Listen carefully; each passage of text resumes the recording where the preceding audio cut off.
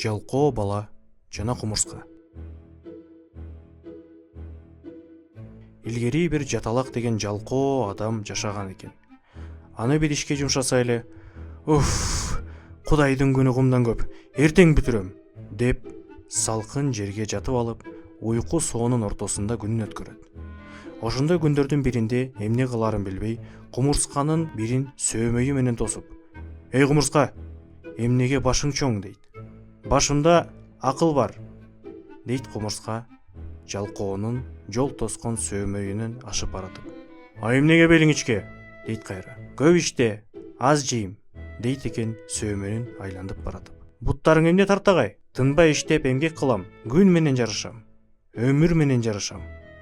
Жалкоо таң калат да, бул кумурскалар акыл менен, идиректи, кубат менен чыдамды кайдан алат? Күн менен жарышып, жашоонун кайсы сырларын издейт деп сурайынчы?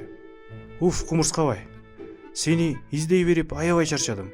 Жанагы өзүң айткан акыл, идиректи, кубат менен чыдамды каяктан аласың? Аны сенин жаныңда отуруп түшүндүрө албайм. Чындап билгиң келсе, мени менен кошо жүр, дейт кумурска. Жалкоо макул болуп, 9 айлык наристедей 4 аяктап жүрмөлөп ээрчип жөнөйт. Кумурска алдынан жолуккан ар бир чөпкө токтоп: "Биз мына бул чөптү кубат чөп дейбиз. Ал жаз алды менен эң эрте чыгат. 15 күндө эле бышат. Кышы менен чээнде жатып алсыраган курт кумурска анын уругун жесе кубат алат. Бул болсо сүт чөп. Анын уругу жумшак жана даамдуу келип, жумурткадан жаңы чыккан чимилилерге жагымдуу тамак. А бул калдайган чоң жалбыракты соргок дейбиз. Себеби сууга тойбойт. Жамгырдын суусун калдайган жалбырактары менен тосуп алып, өз тамырына куя берет.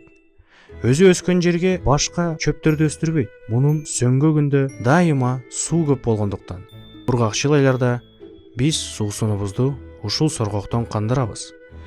Эми мына булар жөнүндө айтсам, бул тамак чөп, мунусу кышкы чөп, тиги мээр чөп деп ар бир чөптүн өзүнө жараша мүнөзүн, дарылык касиеттерин айтып турат. 40 күндөн кийин жалкоонун башына да акыл, идирек пайда болуп, күн дем алмайынча өзү дем ала албай, үрөн эгип, бак тегип, эмгекчил досунан үйрөнгөн дары чөптөрдү жыйнап, сыркоо адамдары айыктырып, эл урматтаган кадыр барктуу адам болуп калган экен.